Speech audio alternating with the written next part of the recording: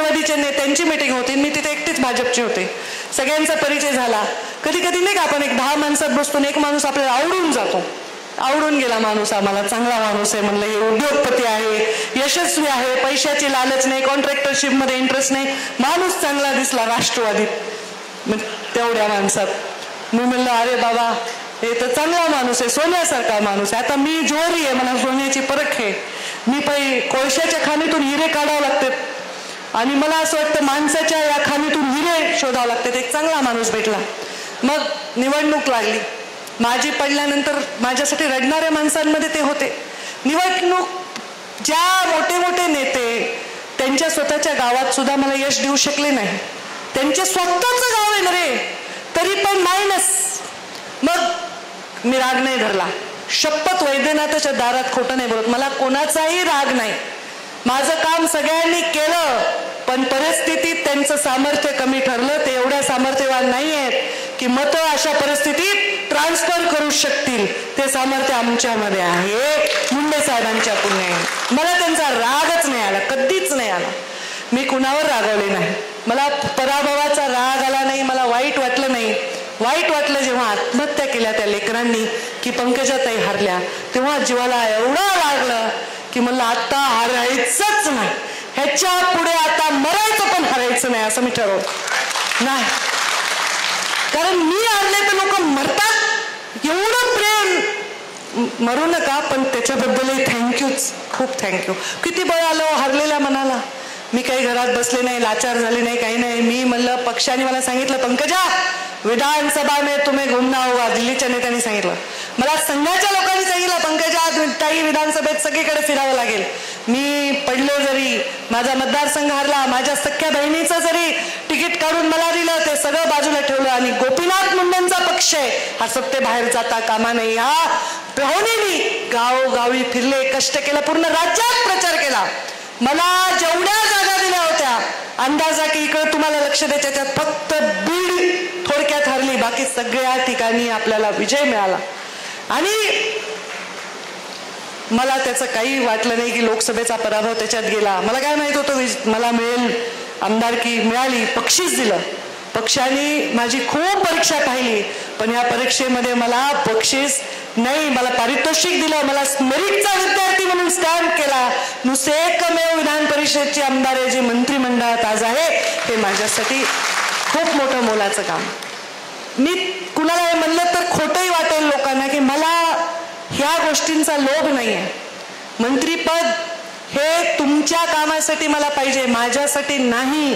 माझ्या घराचा मजला सुद्धा मी वाढवत नाही. माझं जे काय उद्योग आहे, धंदा आहे, ते इज्जतीने करते, म्हणजे कुणाच्या टक्क्यात नाही, भानगडीत नाही, लफड्यात नाही. मला ते जमत नाही आणि त्यामुळे मी करते. मग इलेक्शन झाल्यावर विधानसभा लागली.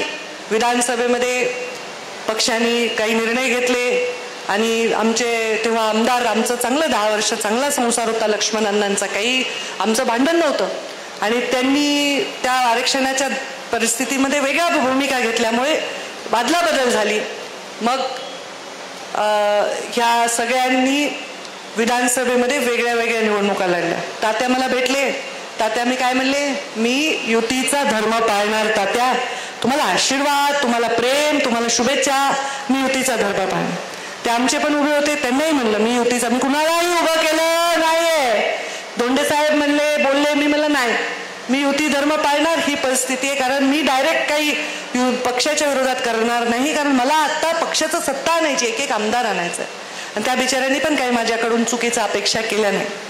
मग पक्षाचं ठरलं 3 पक्षांचं की बाबा ज्यांनी अपक्ष उमेदवार घेतल्यात त्यांना पक्षात स्थान द्यायचं नाही. पण आता सुरू झालं राज्यात, अपक्ष ज्यांनी उमेदवार घेतल्या त्यांना वेगवेगळ्या ठिकाणी पक्षात घेतलं गेलं. मग आता आपण पण नियम नाही तोडायचा, पण दुसऱ्यांनी नियम बदलला की आपणही मग कसं सोडायचं. मग आपण काही इथं काही गोट्या खेळायला बसलो का, काही गंमत करायला बसलो, आपणही राजकारणच करायला. म्हणलं चला आपण, हे मी कुणाला बोलायला नाही, मीडियावाल्यांना, मी आपल्या लोकांशी बोला. तिकडं सनसनी पंकजा मुंडे कुणाला बोलल्या. पंकजा मुंडे कुणाला बोलत नाहीत, ज्याला बोलायचं त्याला नाव घेऊनच बोलतात, काही घाबरत नाही. तर काय झालं, मग हे सगळे भेटले मला, मिळण्याची योग्य वेळेची वाट पाहू. मग बाळराजे भेटले. बाळराजे लक्ष्मण पवारांचं पहिलं तिकीट या महाराष्ट्रात जाहीर केलं होतं. तेव्हा कोर कमिटीत होती.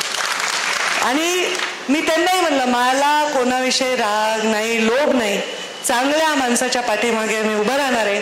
प्रवेशाचं म्हणलं प्रवेशाचं काय संबंध आहे, तुम्ही भाजपचेच आहेत ना, तुम्ही कुठे पक्ष सोडून गेलेत, तुमचा कशाला प्रवेश घ्यायचा आहे, तुम्ही भाजपमध्येच आहेत. त्यामुळे त्यांना म्हणलं तुम्हाला पक्ष सोडून गेले नसल्यामुळे आम्हाला गरज नाहीये तुमचा प्रवेश घ्यायची. आणि बदामांना आमच्यावर जिल्हा परिषदमध्ये होते आणि त्यांनी आमच्याबरोबर राहिले, नंतर काय राहिले नाही. त्यांनी मला भेटले कारण मुंडे साहेबांच्या मुंडे परिवाराशी त्यांचं प्रेम आहे.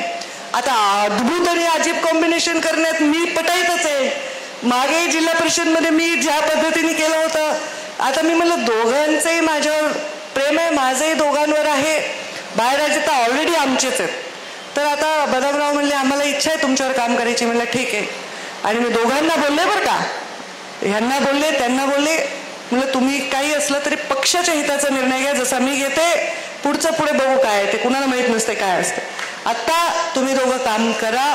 आणि मग त्या दोघांनाही घेण्याचा निर्णय मी शिक्कामोर्तब केलाय. त्यांचं स्वागत. आणि आता मागचा विषय सोडून पुढच्या विषयाला आपल्याला कामाला लागायचंय, कारण पक्ष शेवटी मला वाढवायचं.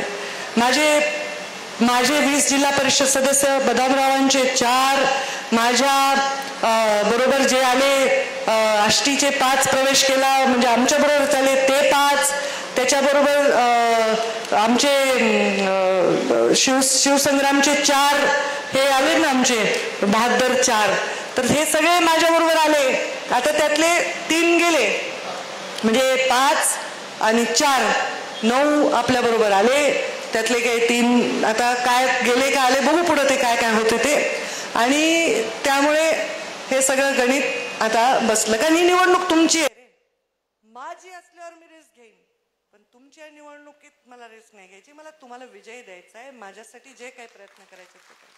आणि चांगले माणसं आहेत, माणसातले माणसं आहेत, कामातले माणसं आहेत, आपल्यावर राहिलेले माणसं आहेत. त्यामुळे ही एक चांगले सेनापती त्या ठिकाणी आम्ही करू. हे आमचे एवढे जिल्हा परिषद सदस्य आहे, आमचे कुठे पंचायत समिती सभापती आमचा केस आहे. आणि आता आम्ही लढणार. आता युती होईल का नाही होईल हे ठरेल, काय ठरवेल, पक्ष ठरवेल, महायुतीचे नेते ठरवतील आणि ठरवतील. तर जरी युती झाली तरी आम्हाला जे आमची ठरलेली जागा आहे, जिथे आमचा ऑलरेडी नगराध्यक्ष आहे, जिथे आमचा सभापती, जिथे आमचा जिल्हा परिषदचा सदस्य आहे ते, आणि झालेल्या बदल्यात जिथे आमचं प्राबल्य आहे ते, हे तर आम्ही लढवणार आहे. आम्ही काय पक्ष थोडीच कायमचं संपवणार आहे, ते तर आम्ही लढवणार आहे. आमच्या विधानसभेला आमच्या युतीमध्ये किती लाभ मिळाला त्याच्याप्रमाणे काही गणित बदलणार आहेत. आणि त्याच्यामुळे हे सगळं होणार आहे. म्हणून सांगितलं जरी दिवाळीचं स्नेह संमेलन असेल तरी ते अराजकीय नाही, हे राजकीयच आहे.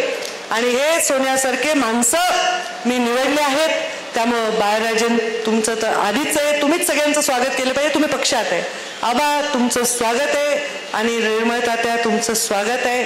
दादा तुम्ही आमचेच आहेत, त्याच्यात काही विषय नाही. आणि त्यामुळे आणि हे काही मी लगेच जिथल्या तिथं करू शकत होते, पण मला तसं करायचं नाही आहे. मला काहीही निर्णय घेताना 100 लोकांचं भलं होत असेल आणि माझं नुकसान होत असेल तर मी तुम्हाला ईश्वर साक्ष सांगते की मी 100 लोकांचं भलं होईल हाच निर्णय घेईन, याचा तुमच्यावर विश्वास. आणि मग या घटना घडल्या. मी नेहमीच सगळ्या जातीपातीच्या लोकांना प्रेमानेच बघितलेलं आहे. आणि हे सगळ्याच जातीचे लोक म्हणतील तर परिस्थिती वेगळी होती, ते आपल्या मस्तिष्कातून पुसून टाका आणि नवीन उमेदीने काम करा. आता मी कधी इव्हन माझ्या लोकसभेच्या भाषणात आज मी सांगू इच्छिते, मी कधीही कोणावर टीका केली नाही. मी कधीही जरांगे पाटलांच्या विरोधातही नाही बोलले. मी माझ्या कार्यकर्त्यांना भाषण करताना म्हणत होते, अरे मी पडले, तुम्हाला 5 वर्ष मागे जावं लागलं. मी होते तर मी पालकमंत्री होते तर मी काम करत होते, मी नव्हते तर बघा तुमचे हाल झाले. मग मी काही काम, मी जर पदावर नसेल, मी निवडून नाही आले तर मी किती आंदोलन उपोषण केले तर तुमचं काही मी भलं करू शकणार आहे का, असं बोलले मी. आता ज्याला आगाऊपणा करायचं त्यांनी काय भाषण केलं, त्यांनी तिकडे जाऊन माईक लावला, कोणालाही विचारते ते लोक उलट सांगतात की उपोषणाने काय होतं, पंकजा मुंडे म्हणाल्या. हे त्यांच्या बद्दल मी बोललेच नाही. कारण जो माणूस राजकारणातच नाही, कोणत्या पदाचा लाभ घेत नाही, तो जर समाजासाठी लढतोय तर त्याच्याविषयी माझ्या मनामध्ये कधीही काही वाईट यायचं कारण नाही. जरी ते मला वाईट बोलले 4 शब्द तरी मी अंगाला लावून घेत नाही, कारण मी ह्या सगळ्या गोष्टीच्या पुढे गेलेली आहे. पण माझ्या आता धनगर